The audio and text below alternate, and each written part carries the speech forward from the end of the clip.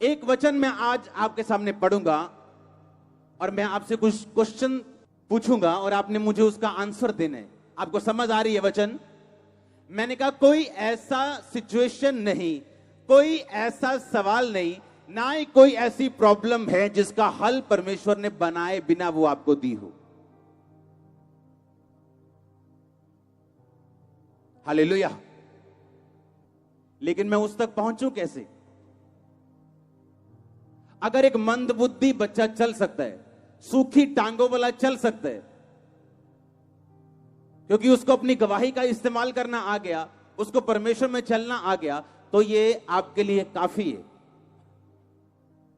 वो लेडी बोलती है 18.5 साल बाद मेरी सूखी हुई गर्भ को खुदावंद ने हरा कर दिया। एक वचन को हम पढ़ेंगे,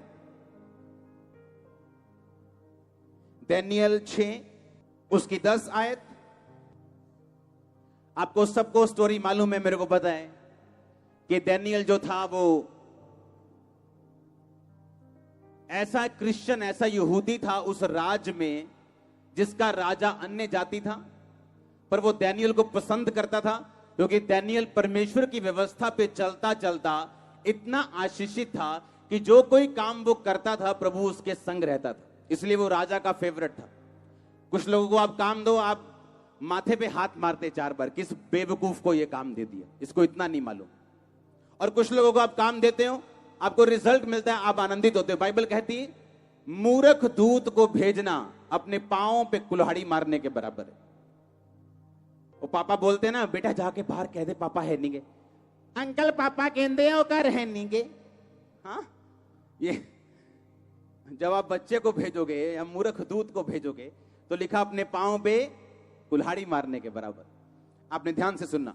जब उसके साथियों ने, जो उसके साथ जेलसी करते थे, एक योजना बनाई कि दानियेल हमेशा ऊंचा ही होता जा रहा है, इसको हम नीचा करना चाहते हैं, पर इसमें कोई खोट नहीं मिलता हमें।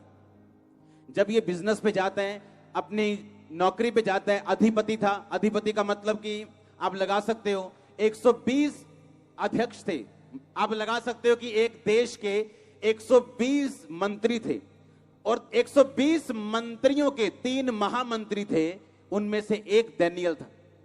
उन्होंने कहा इसको कैसे डाउन करें। कहते इसको तुम डाउन नहीं कर सकते क्योंकि ये कभी भी रिश्वत नहीं लेता, कभी दोषी नहीं पाया गया। तो उन्होंने एक योजना बनाई कि राजा को बोलेंगे राजा अगले 30 दिन तक तेरे अलावा अगर कोई और तेरे राज में किसी और देवता की उपासना करे तो वो शेरों की मांद में डाल दिया जाए। राजा को समझ नहीं आई, राजा को उसने चने के झाड़ पे चढ़ा के फूकी दे के राजा नु तो साइन करवा ले कि राजा अब तू चेंज नहीं कर सकता।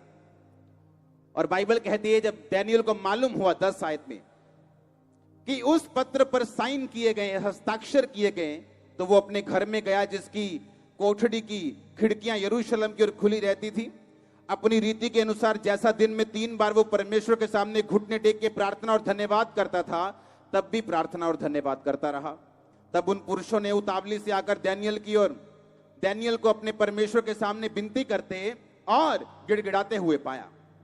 और राजा के पास उन्होंने कहा क्या तूने उस आज्ञा पत्र पर साइन नहीं किए थे कि 30 दिन तक तुझे छोड़ किसी मनुष्य या देवता से जो कोई विनती करेगा वो शेरों की मांद में डाल दिया जाएगा। सब बोलो आमीन। और लिखा दानियेल को शेरों की मांद में डाल दिया गया। क्या दानियेल को शेर खा पाए? ओके, ध्यान से सुनना, क्यों नहीं खा पाए। जब राजा गड्ढे के निकट आया तो दर्द भरी वाणी से चिल्लाने लगा और दानियेल से कहा, हे दानियेल, हे जीवते परमेश्वर के दास, क्या तेरा परमेश्वर जिसकी तू नित्य उपासना करता है तुझे सिंहों से बचा सका है? तब दानियेल ने राजा से कहा, हे राजा, तू युग युग जीवित रहे। मेरे परमेश्वर ने अपना दूत भेजकर सिंहों के मुंह को ऐसा बंद कर दिया कि उन्होंने मेरा कुछ भी नुकसान नहीं किया।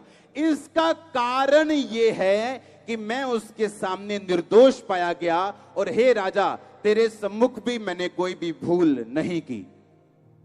सुनो ध्यान से, कहता मैं निर्दोष पाया गया। लास्ट लाइन में पढ़ता हूं 28 आयत। इस प्रकार दानियेल दारा राजा और खुसरू फारसी राजा, दोनों के राज्यों में सुख और चैन से रहा। सब बोलो आमीन। लिखा, राजा शोक भरी वाणी से सुबह आया। रात को राजा ने कोई सुख की वस्तु भोगी नहीं, कुछ नहीं किया। रात को ऐसे ही बेचैन पड़ा रहा। सुबह आके बोलता, डैनियल, हे जीवते परमेश्वर के दास, क्या तेरा परमेश्वर जिसकी तू नित्य उपासना करता है तुझे शेरों से बचा सका? उसने कहा, हे राजा, शेरों ने मेरी कुछ भी हानि नहीं की। इसका कारण यह है कि मैं उसके सामने क्या पाया गया हूं? कैसे निर्दोष पाया गया? वो क्या काम करते हो? स्टील की पौड़ियां होती हैं, वो वाला काम करते हैं मैं और मेरा भाई। अपना काम है। हाँ। अगर तो ये 100 किलो की पौड़ी लगा के बोलेगा 120 किलो लग गया भाई, तो ये खुदा के सामने निर्दोष नहीं। और जब शेर आएंगे, कैंसर आएगा, एड्स आएगी, ये निर्दोष नहीं, ये दोषी। और ये चोरी अब इसको नुकसान नहीं करेगी, पर भरपाई का दिन आने वाला है। कौन नौकरी करता है आप में? कौन ड्राइवर है? हाँ, आप ड्राइवर हैं, आ जाओ। हाँ, आप भी ड्राइवर हैं, आ जाओ। क्या चलाते हैं आप? किसी की कार चलाते हैं? ट्रेन का ड्राइवर हूँ, कंट्रेन होटल। ओके, जब होटल वाले 500 रुपए देते हैं तेल डलवाने के लिए, कितने का डलवाते हो? मैं तो पूरा डलाता हूँ सर। अच्छा, आप पूरा डलवाते, झूठ तो नहीं बोल रहे? कितने समझ रहे हैं? कंट्री वालों ने दिया, ये ले भाई 500 तेल। भाई गया, हाँ ये भाई नहीं, कोई भी पेट्रोल पंप में, यार 400 तेल, पर्ची 500 की काट दी थी अन्ना। हाँ, इसका मतलब हम निर्दोष नहीं। अब फर्क नहीं पड़ेगा, अब वो 100 रुपया मीठा लगेगा। पर जिस दिन शेर आया, जिस दिन मौत आई, जिस दिन कैंसर आया, आप मुंह उठाने के योग्य नहीं परमेश्वर के सामने।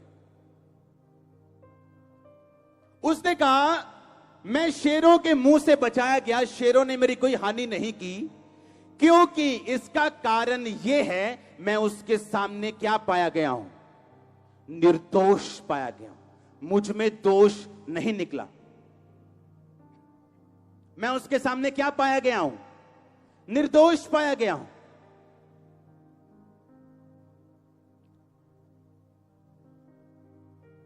आज लोग काम करते हैं मॉल में। हाँ, कहां काम करते हैं? मॉल में काम करते हैं जी।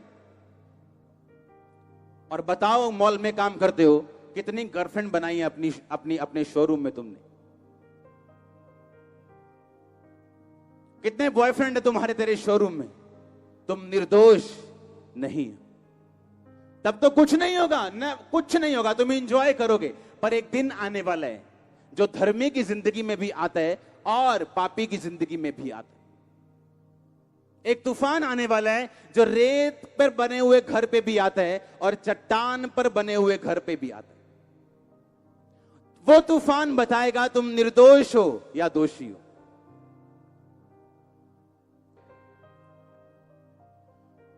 उसने कहा, मैं निर्दोष पाया गया हूं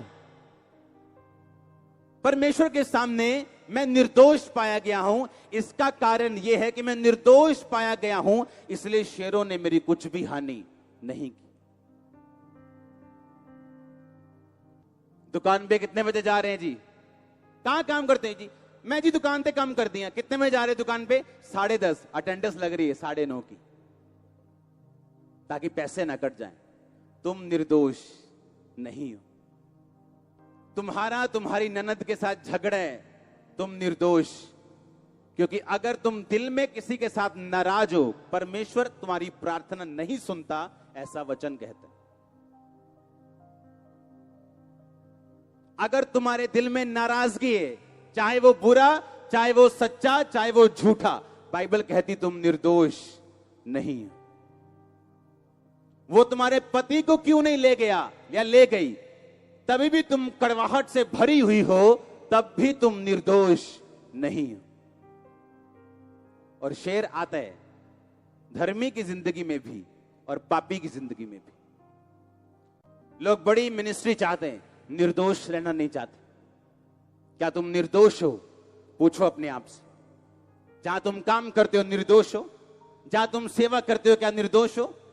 क्या जो अपने बच्चों के सामने निर्दोष हो? वाइफ के सामने, क्या हस्बैंड के सामने, क्या अपने पास्टर के सामने, क्या तुम निर्दोष हो परमेश्वर के सामने या नहीं?